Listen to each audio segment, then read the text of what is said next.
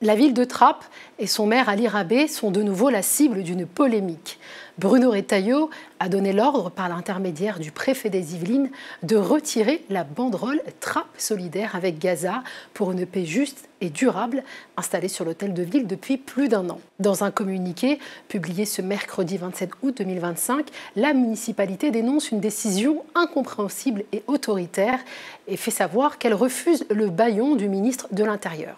Ali Rabet rappelle qu'en 2022, la ville de Trappes déployait une banderole aux couleurs de l'Ukraine sur cette même façade de l'hôtel de ville. Alors qu'est-ce qui dérange? Qu'est-ce qui explique ce 2 poids 2 mesures? Quelles sont les réelles motivations qui se cachent derrière la décision du ministre de l'Intérieur? Et pourquoi Trappes est régulièrement au cœur de l'attention médiatique? Maire de Trappes et coordinateur de Génération, Ali Rabet est également engagé dans l'association des maires villes et banlieues de France, dont il est membre du conseil d'administration. Nous profiterons de sa présence pour évoquer la rentrée sociale. L'appel à bloquer le pays le 10 septembre trouve-t-il un écho chez les jeunes issus des quartiers populaires? On en parle avec Ali Rabet par le biais de la visioconférence.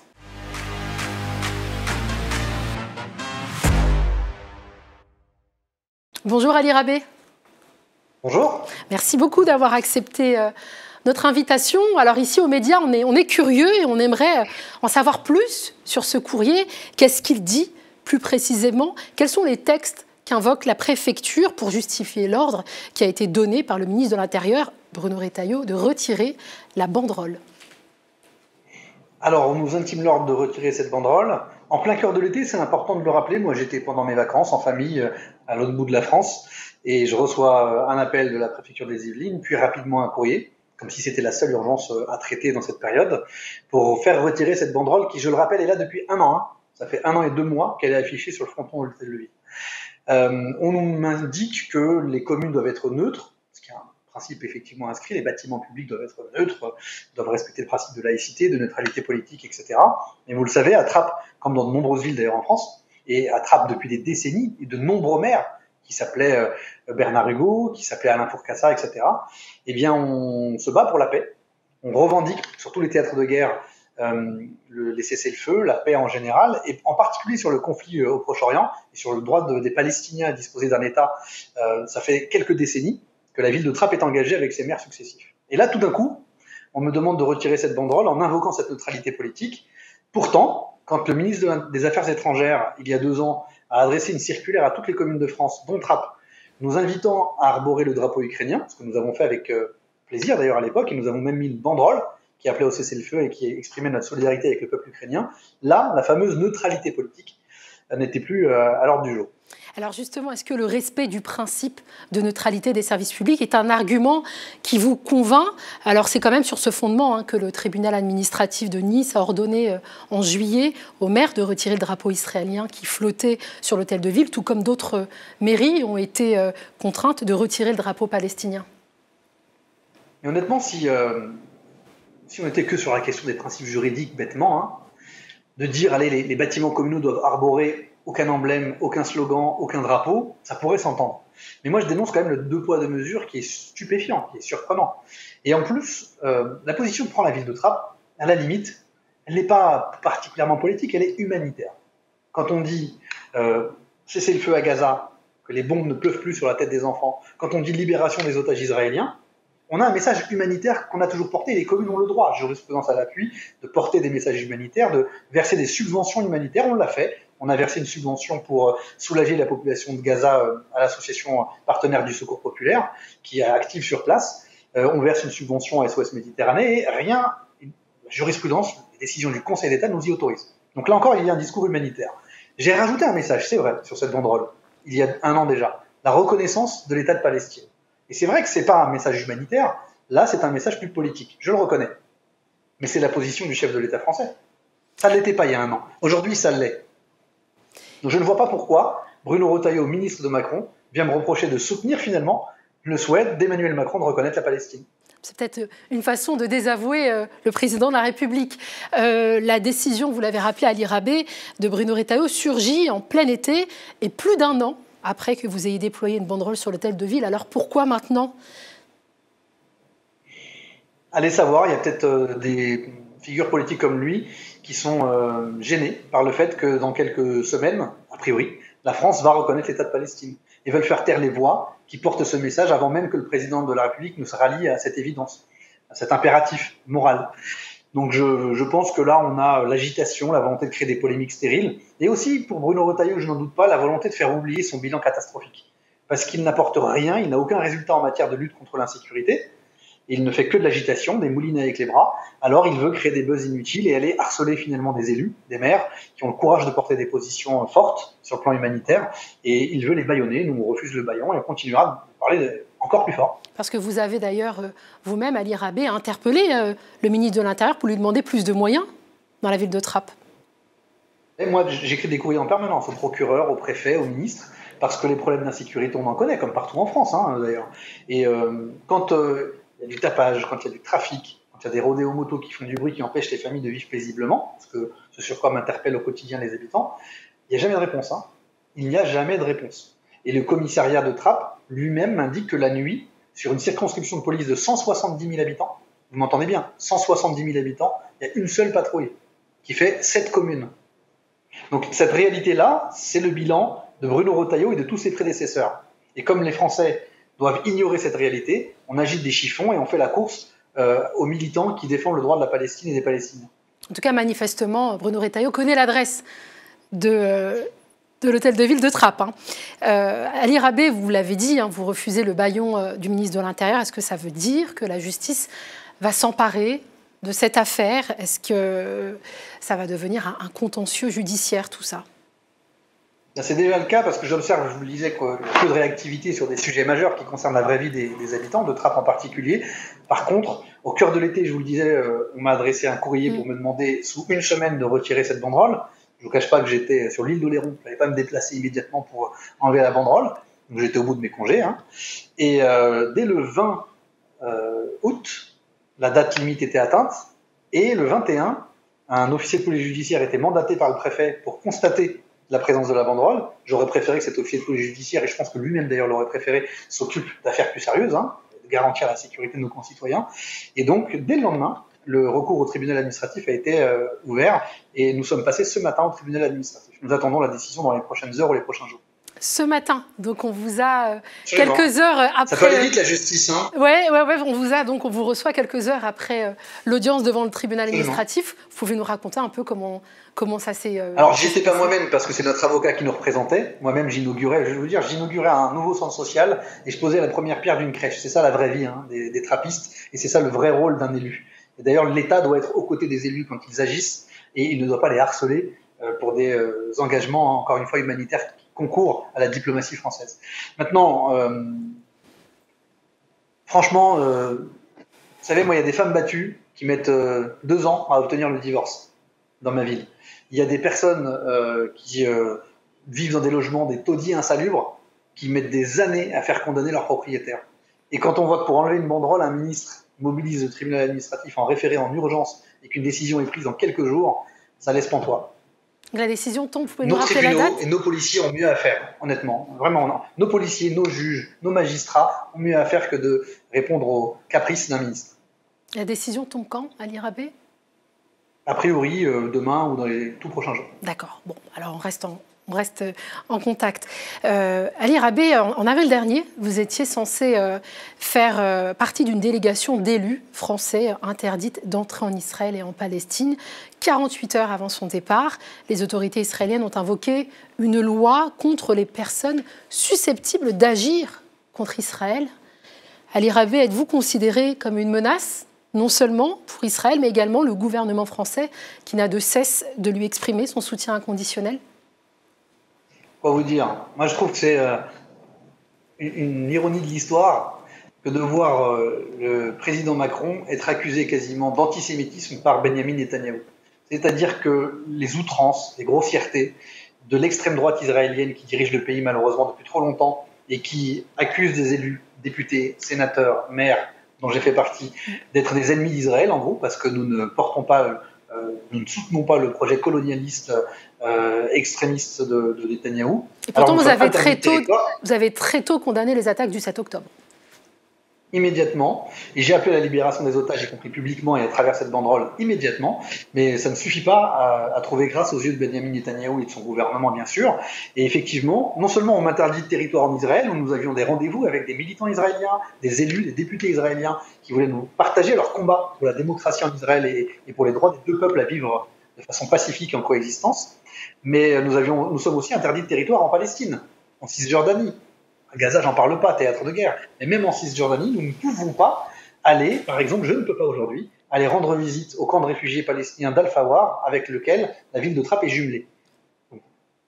Le président de la République, la diplomatie française ont été très silencieux au moment où nous avons été empêchés de réaliser ce voyage d'études avec un certain nombre d'élus pour aller témoigner de la réalité sur le terrain. Et leur silence était déjà coupable. De voir aujourd'hui que même le président de la République n'est pas épargné par les diatribes, la vindicte de l'extrême droite israélienne et de ses relais en France, parce qu'ils ont des relais médiatiques, politiques, etc. Ça me fait sourire, mais malheureusement sourire jaune, parce que je ne peux même pas m'en réjouir. Il y a un moment donné où il faut que les consciences s'élèvent dans notre pays, qu'elles soient citoyennes, celles des élus, celles de la diplomatie française, pour arrêter de tolérer l'intolérable. Et en Palestine, à Gaza comme en Cisjordanie, c'est vraiment la dignité humaine qui est atteinte. Et si la dignité des Palestiniens est atteinte dans le silence général, c'est la nôtre qui ne mérite pas d'être respectée. Ali Rabeh, la ville de Trappes fait régulièrement l'objet de tous les fantasmes. La menace islamiste guetterait cette commune des Yvelines. On se souvient que Jordan Bardella avait qualifié Trappes de république islamique et avait d'ailleurs reçu le soutien indirect de Bruno Retailleau, qui avait déclaré au micro de Public Sénat en 2022 « Oui, il y a des quartiers qui ont été verrouillés par des barbus », entre autres polémiques. Vous êtes devenu un maire très médiatique malgré vous. Pourquoi les politiques aidés par les médias mainstream s'acharnent contre les trappistes? Déjà, ils n'y mettent pas les pieds, c'est important que vous le sachiez, que ceux qui vous regardent sachent que ces gens-là ne mettent jamais les pieds dans les quartiers dont ils parlent, qu'ils n'en connaissent pas la réalité, qu'ils n'en rencontrent pas les habitants et qu'ils ne connaissent pas la complexité, d'ailleurs, la diversité de ces territoires, où il y a toutes les populations, ce sont des villes cosmopolites avec leurs difficultés, mais aussi avec leurs immenses énergies, les espoirs qui jaillissent sur ces territoires, et ce sont des populations plutôt jeunes, pleines de dynamisme et qui sont pleinement républicaines, pleinement attachées et intégrées dans la République. pourquoi ils le font? Parce qu'il y a deux éléments qu'il ne faut pas opposer. Déjà, il y a un profond racisme latent, plus ou moins exprimé, qui anime les prises de position, les engagements de beaucoup de ces élus. L'extrême droite à l'évidence, mais la droite extrême, on parlait de Bruno Retailleau, tous ces gens sont prêts à gouverner ensemble demain, ils partagent la même doctrine, le même discours, les mêmes mots, les mêmes constats, les mêmes solutions, d'ailleurs, pas les mêmes qui n'en sont pas, ce ne sont pas des solutions, les politiques publiques qu'ils proposent, c'est des appels à la guerre civile en quelque sorte. Mais donc ils ont le même discours, ils ne sont juste pas dans le même parti. Mais demain, nous sommes un certain nombre à dénoncer le fait que le fascisme rampant qui inonde les plateaux télé, les journaux, le débat public en France, peut se transformer en alliance électorale concrète. Moi, je vois déjà la majorité qui pourrait gouverner avec Marine Le Pen et Jordan Bardella. Je vois déjà autour de moi, y compris parmi les élus locaux, des élus LR, même des élus centristes proclamés, qui sont parfaitement capables demain de constituer la majorité de l'extrême droite au pouvoir. Donc cette réalité, qu'il y a une haine profonde, d'ailleurs assez ancienne en France, de la figure de l'étranger en général, de l'arabe en particulier, cette réalité-là, elle est là. Elle est face à nous et nous devons tous, quelles que soient nos origines, nos religions, nos sexes, nous devons tous la combattre avec acharnement, avec méthode, avec détermination. Nous devons lui opposer un front républicain solide. Ensuite, il y a aussi un peu d'opportunisme malgré tout. C'est-à-dire qu'à chaque fois, je le disais pour Bruno Retailleau, à chaque fois qu'on parle de ça, à chaque fois qu'on agite un chiffon rouge, à chaque fois qu'on explique qu'il y aurait des territoires perdus de la République, une cinquième colonne qui chercherait à prendre le pays de force, ce qui est un fantasme délirant, il n'y a pas d'autre terme, tant les personnes dont on parle sont minoritaires. Les populations d'origine étrangère sont minoritaires. Les extrémistes sont encore plus minoritaires. À Trappes, il y a des extrémistes. Ils sont extrêmement minoritaires et rejetés par la population elle-même. Mais il y a la volonté, je le disais, d'agiter un chiffon rouge et de détourner le regard d'un bilan calamiteux. Calamiteux. Celui d'Emmanuel Macron et de sa majorité, c'est 1000 milliards de dettes supplémentaires qui n'ont servi qu'à enrichir les plus riches, en appauvrissant les plus pauvres. Le bilan d'Emmanuel Macron et de sa clique, c'est une augmentation, une explosion du taux de pauvreté qui n'a jamais été aussi élevé depuis 40 ans. Et donc on peut continuer dans tous les domaines. Je parlais de l'insécurité, des violences faites aux femmes. On peut vraiment quasiment tout dérouler. Le bilan est calamiteux. Et quand on parle des musulmans, on ne parle pas du bilan. Donc il y a à la fois un fond profond, réel, incontestable de racisme, d'islamophobie et la volonté de monter les Français les uns contre les autres, et par ailleurs de l'opportunisme et la volonté de ne pas être mise en cause sur son propre bilan. D'ailleurs, on ne donne pas assez la parole aux habitantes et aux habitants de Trappes. Comment ils et elles vivent ces attaques assez régulières, hein. Je crois que c'est pratiquement tous les trimestres que la municipalité, votre municipalité, se trouve au cœur vraiment du débat médiatique. Alors déjà, moi je suis assez fier d'être le maire d'une ville et représentant d'une population qui ne baisse pas la tête. Et tous les jours dans les rues, il n'y a pas, encore ce matin, à l'occasion des inaugurations, il n'y a pas des habitants qui viennent me voir pour me dire on est fiers, continuez, battez-vous, portez notre parole. Y compris sur le combat pour la libération du peuple palestinien. Parce qu'à un moment donné, on peut se dire, ça peut être le réflexe de certains, baissons la tête, ne faisons pas de bruit. C'était le réflexe de nos parents, de mon propre père par exemple, ne faisons pas de bruit, essayons de passer entre les gouttes.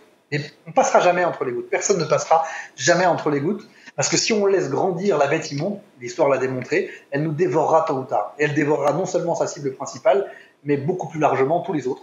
Tous ceux qui sont des minorités, tous ceux qui les soutiennent, tous ceux qui défendent les droits humains seront la cible des extrémistes. Donc il ne faut pas baisser la tête ni baisser les yeux. Et je peux vous dire que ma grande fierté, c'est d'être soutenu très massivement par les habitants de Trappes. Encore une fois, quelle que soit leur religion, leur origine, leur couleur de peau, leur histoire et leur ancienneté dans ce pays ou dans cette ville, je suis arrêté à chaque coin de rue, les gens klaxonnent, etc. et m'encouragent à continuer le combat. Donc il n'est pas question, quels que soient les ordres, les oukases et les menaces de M. Retailleau et de ses amis, de baisser la tête ou de baisser les yeux. Et enfin, j'ai une dernière question, Ali Rabé. Alors que la rentrée politique approche à grands pas, le mouvement social bouillonne. Hein. Est-ce que vous soutenez l'appel à bloquer le pays le 10 septembre et est-ce que cette mobilisation trouve un écho chez les jeunes issus des quartiers populaires dont vous êtes très proche?